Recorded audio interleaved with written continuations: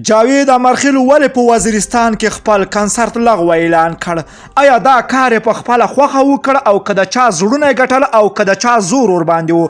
راځئ دغه ویډیو راسره تر پایه وګورئ چې حقیقت څه دی. په سلامونه مو هرکلی د سانه خدای دې وکړي چې جوړ او روغ اوسئ. د مطلب د شریک کېدو نه مخکې دغه ویډیو راسره تر پایه وګورئ ترڅو تاسو هم په حقیقت پوه شئ. د افغانستان نامتو او د پښتو ژبې تر ټولو مخکښ او محبوب سندرغاړی جاوید امرخیل په ټولنیزو رسنیو کې د ډیرو نیوکو وروسته په شمالي وزیرستان کې خپل پلان شوی کنسرت لغوه اعلان کړ او یو ځل بیا د لر او بر پښتنو زړونه له ځان سره وساتل.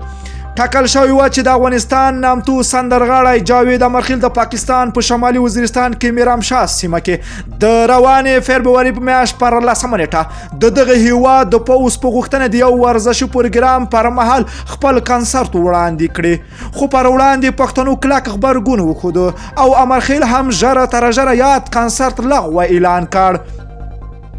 جاوید امرخیل د خپل کنسرت څو ورځې وړاندې په یو ویډیویي پیغام کې د لر او بر ټولو پښتنو او خپلوانو مینوالو ته بلنه ورکړې وه چې د شمالي وزیرستان یونس خان سټیډیم ته دې راشي او د دوی په جوړه شوي کنسرت کې د ګډون وکړي، خو له سختو نیوکو سره د مخ کېدلو وروسته نوموړی په شا شو.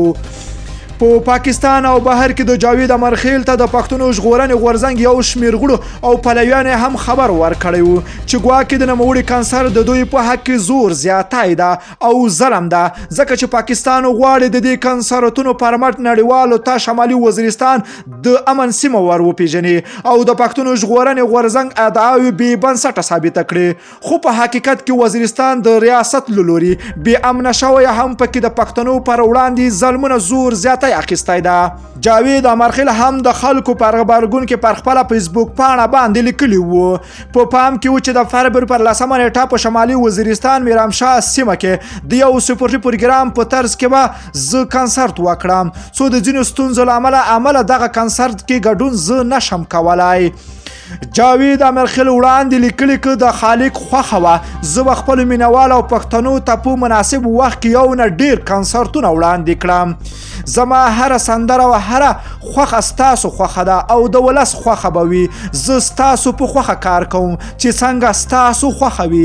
جاوید امرخیل ته په خطاب کې هغه مهال ګڼ شمېر افغانانو په ټولنیزو رسنیو کې لیکلي وو چې ګواکې د دې کنسرت په ورکولو سره به یې افغانان ونه بهي، ځکه چې پاکستان غواړي په دا ډول کنسرت سره نړیوالو ته د شمالي وزیرستان ښه پیغام ورکړي او په پښتنو ظلمونه نور هم زیات کړي. د یادولو وړ ده چې دا کنسرت به په داسې حال کې لغوه اعلان شو چې په ټول پاکستان او نړۍ کې د پاکستاني ریاست پر ضد او د پی ټی ایم پر ننګه لاریونونه روان دي.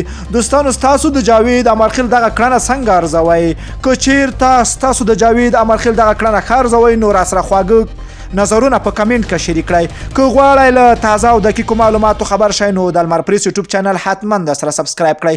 نور مو په پاک رب سپارم. الله مل شه، خو وخت درته غواړم.